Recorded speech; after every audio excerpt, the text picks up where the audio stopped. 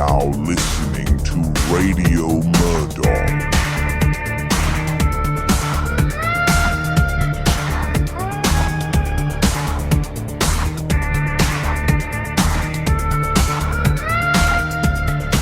What's up, and welcome to Radio Merdog, the show where we discuss everything related to cryptids, conspiracies, and chaos.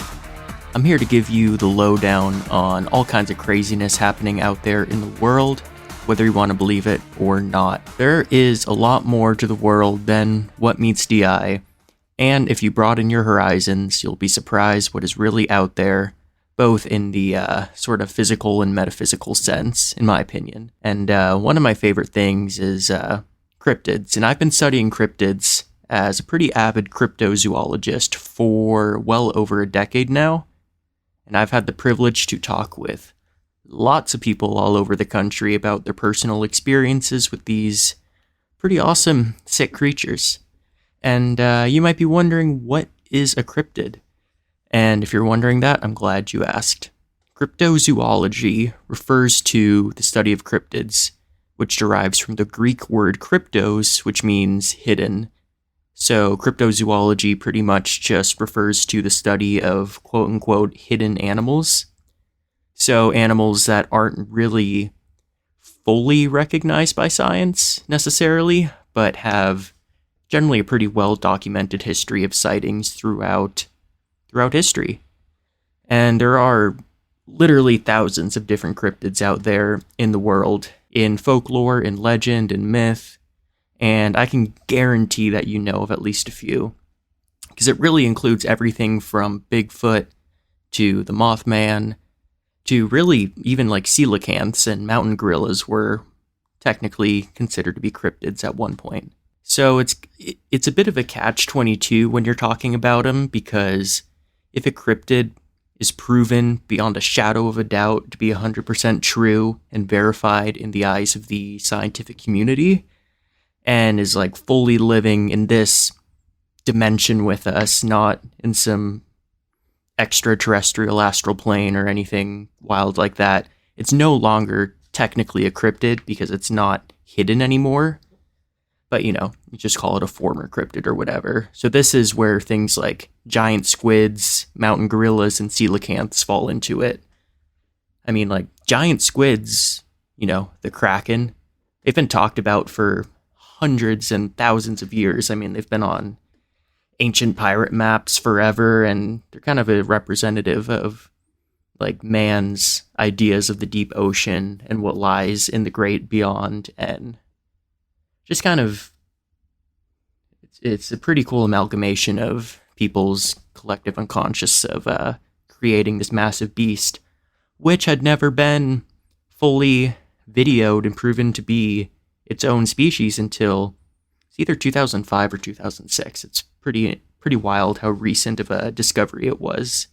Same with the colossal squid, just a few years later, which is basically the same thing, but a little bit more brutal. But we'll talk about that later on. So today what I want to go over is one of the most well-known cryptids, and it has a pretty interesting history because it's one of the most modern ones, and that's the Chupacabra.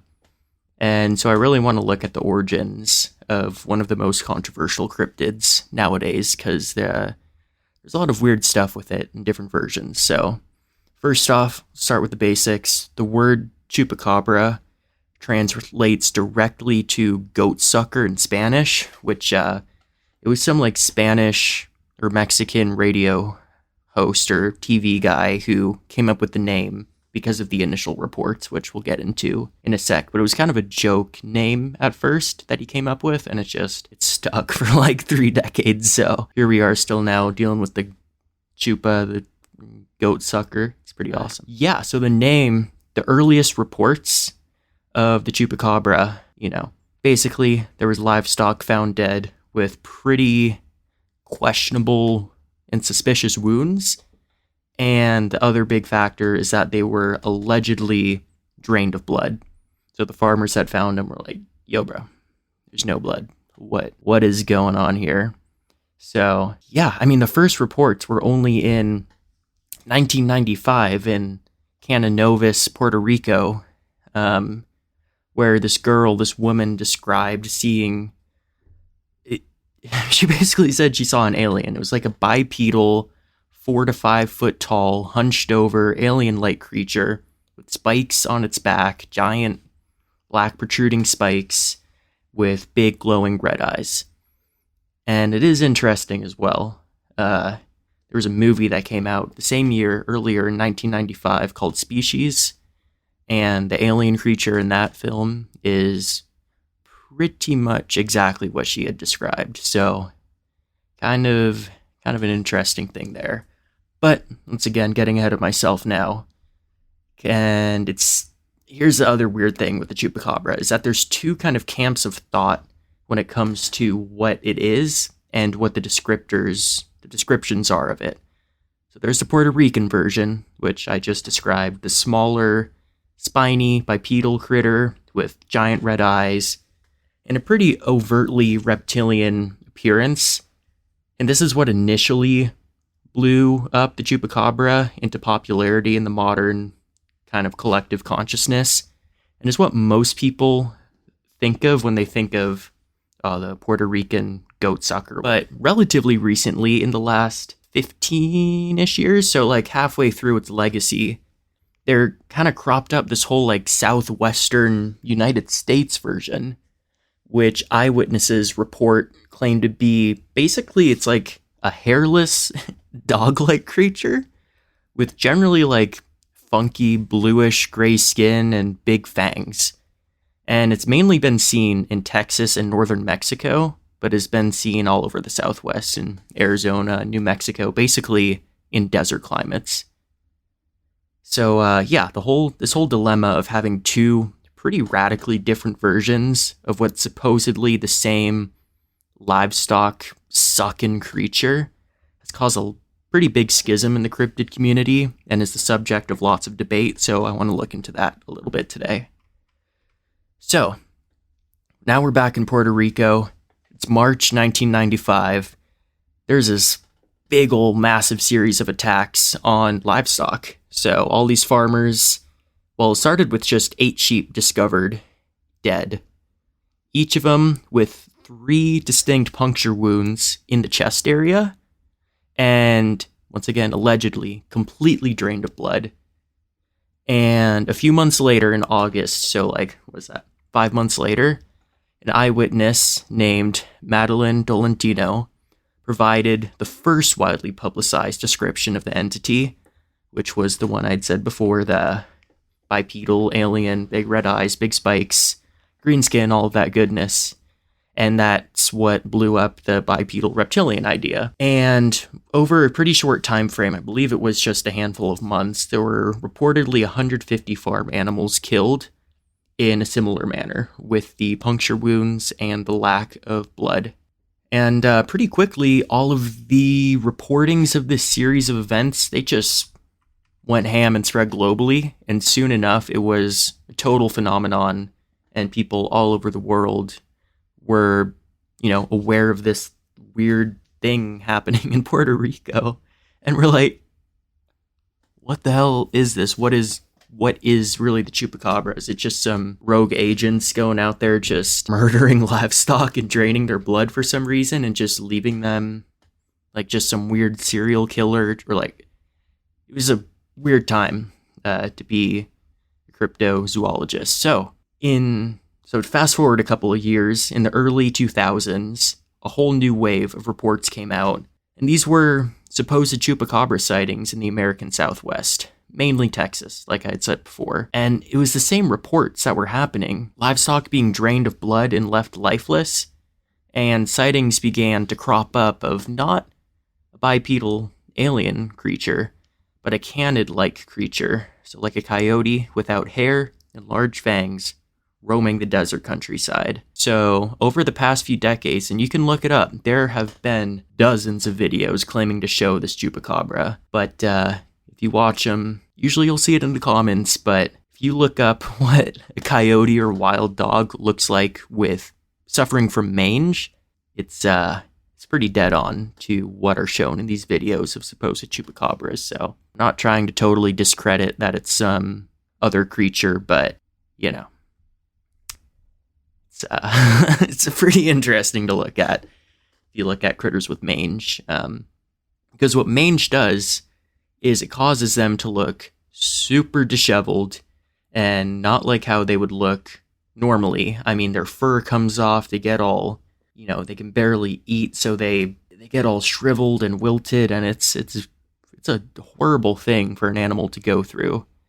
So it can totally understandably throw off onlookers and make them think it's something supernatural just creeping around the desert. So yeah, over the past 3 decades. I mean, it was 1995, and now we're in 2025. People have been trying to, come up with a rational way to figure out the plausibility of its existence. I mean, when it first started in 95, farmers were generally just reporting mysterious killings of various livestock with 2 or 3 puncture wounds on the carcasses. And yeah, they were immediately associated, these quote-unquote chupacabra killings, with seemingly untouched animal carcasses other than the puncture wounds. And then, there's a whole lack of blood thing, which is where it was said that they suck the blood out of the victim. So there we go. Goat sucker, chupacabra, bam. There we go. So after that stuff was happening in Puerto Rico, the reports slowly just disseminated out of the country. And it really just kind of crept around the Central and South America regions at first. Mexico, Brazil, Chile, until eventually it hit the US. And then we got the coyote-like version. That's just looks like a dog with mange. So yeah, it's pretty interesting.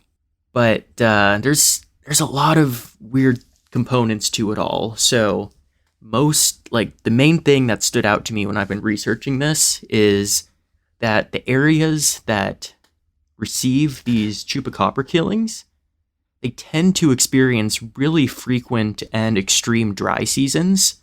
So, for example, in Puerto Rico in 1995 and in Mexico in 1996, which is when they were getting a lot of sightings and reports of the killings, both countries were experiencing or dealing with the aftermath of pretty brutal droughts that caused a lot of problems to the farmers and just general agriculture and just the life. I mean, if you're in rural Puerto Rico or Mexico, you're not necessarily having that great of a time generally.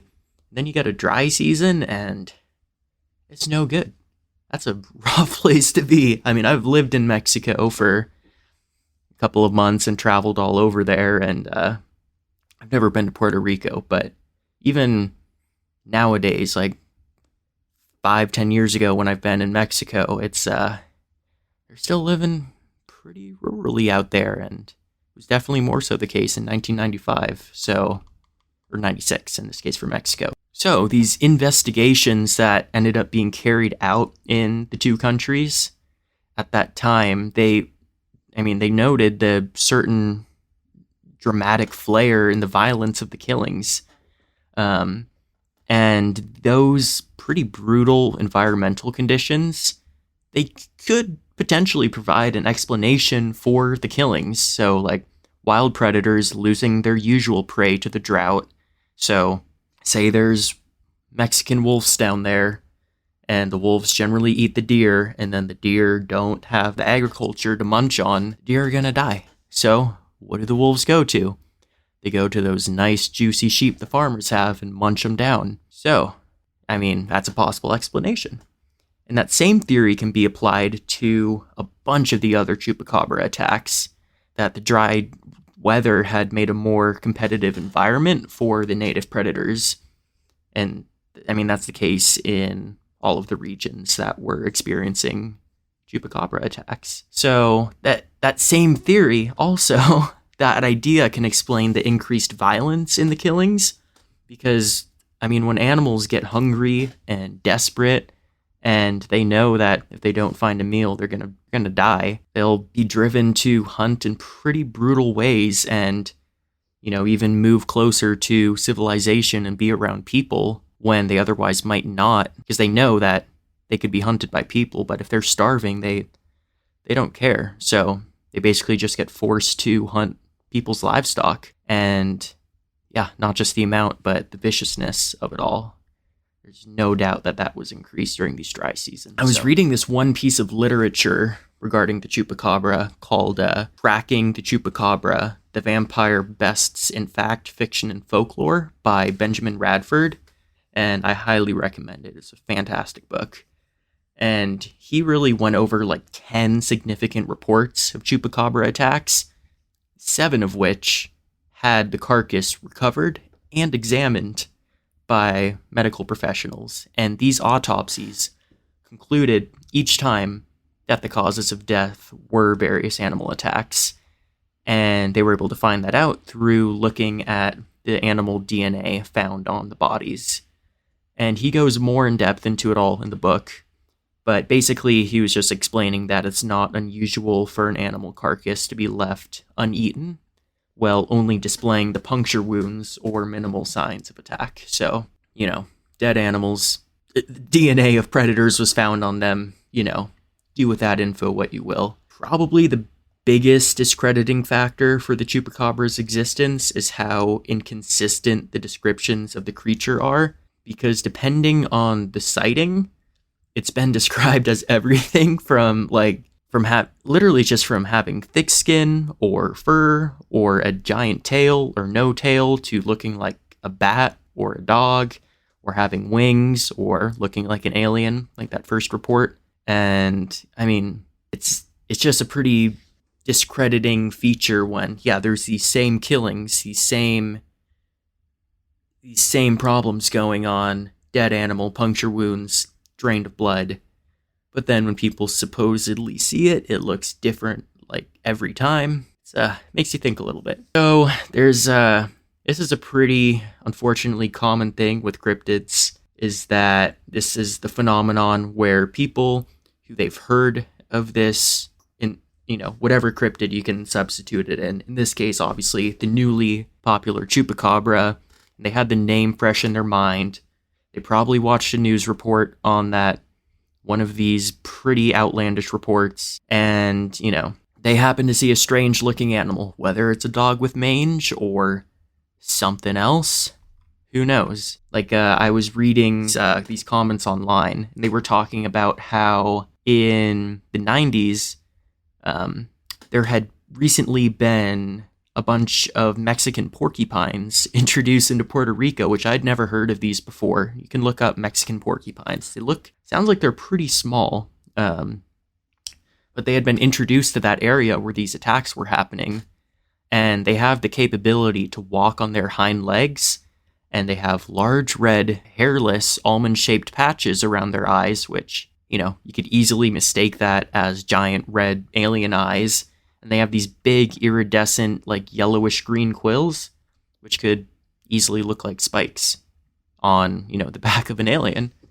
And, when it's nighttime and it's dark and, you're probably in a rural area in the forest or the jungle or the desert, it's hard to really get the scale of things accurately. So if you see this weird little Mexican porcupine stand up, I'd probably think it was an alien for sure, and would carry with me the rest of my life. So that's just something to be aware of, how easy it is to see something and then, especially if you don't really fully see it and don't have a good chance and good light to look at it, you'll think it's something different. That's why eyewitness reports are pretty unreliable generally. So that leads to people resorting to making sense of whatever they encountered, even if it was just a totally normal animal in the woods, and they label it as this recently discovered monster instead of the more realistic example. I mean, the whole coyote or dog with mange thing is just a perfect example of this whole problem.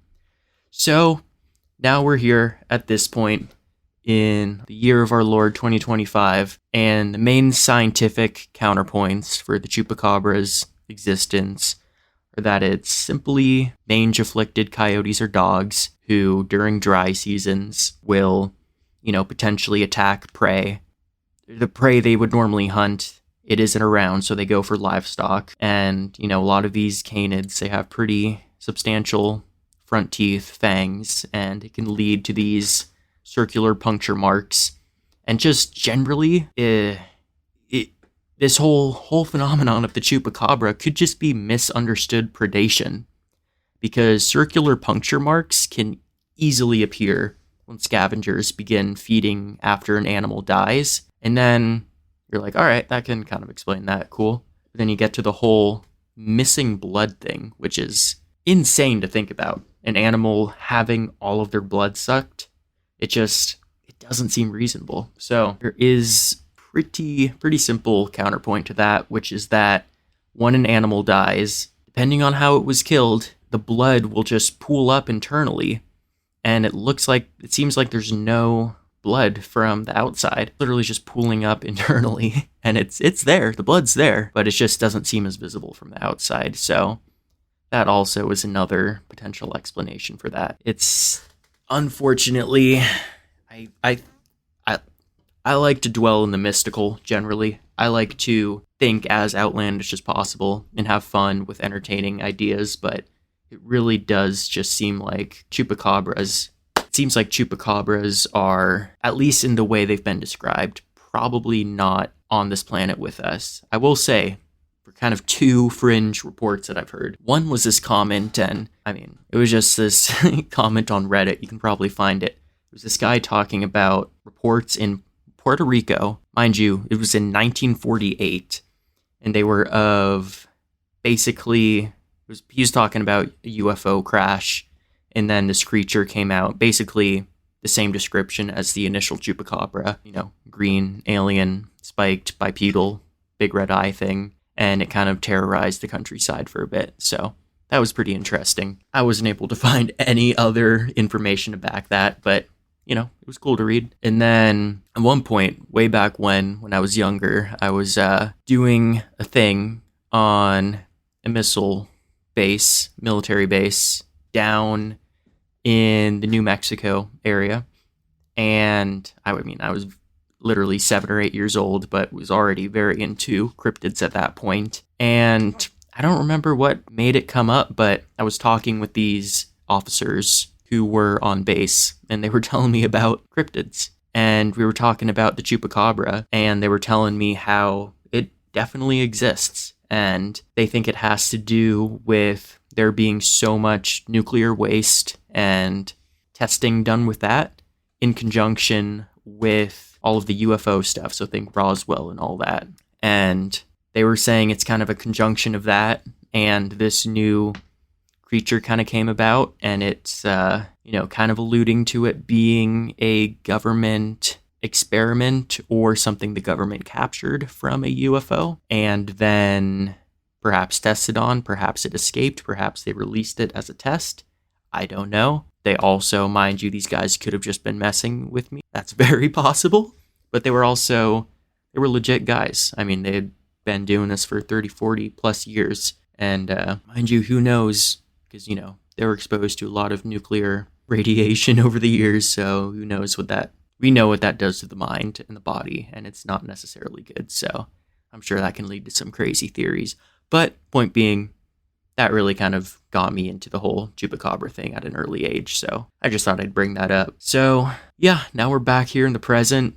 So, even despite all of these supposed scientific counterpoints and explanations and stuff, there are still a lot of people, so many ranches and locals in Mexico, Puerto Rico, in the U.S., southwest, they just insist they've seen something that doesn't match any known wildlife. That is really true for any rural area. If you talk with people, they will tell you stories, not necessarily of the Chupacabra, but of all kinds of craziness out there, woods, in the jungle, in the desert, in the mountains. I just love it. I love learning about all of that, all the folklore, all of the myths, all of the legends out there. I look forward to being able to talk about Bigfoot and all the different lake monsters and, all the niche weird cryptids out there. It gets pretty crazy, especially in Appalachia. Those mountains are hundreds of millions, older, literally the Appalachians are older than the dinosaurs, literally the Triassic period. And there's some pretty wild stuff out there, really. I mean, when you're out there, there's a lot of stuff that you just can't explain. So it's there's a lot of really cool stuff to learn about in this whole world. So point being, a lot of people still believe in the Chupacabra. I'm not certain if I do or don't necessarily, but a lot of the evidence leads to a lack of real evidence of there being something not even supernatural, just a cryptid, something that can't be explained. So the divide between the scientific analysis and really just the lived experience is one of the core tensions in this legend. And I mean, that's the case with many, many cryptids. So that's what I've got on the Chupacabra today. Appreciate you for staying on and listening. And I hope that you can check out the next episodes I'm working on. And if you like this, just give it a like, maybe tell a friend about it. And that's all for now. This is Merdog on Radio Merdog, and I'm out. Peace.